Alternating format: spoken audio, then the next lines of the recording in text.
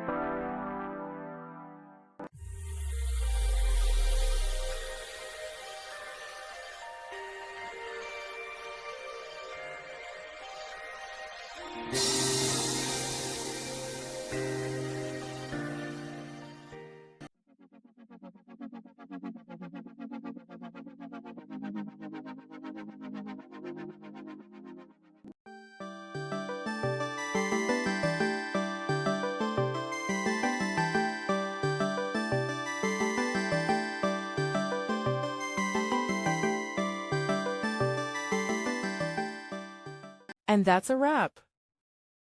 I hope you found the answer you were looking for. If you did, take a second to hit that subscribe button. It really helps out.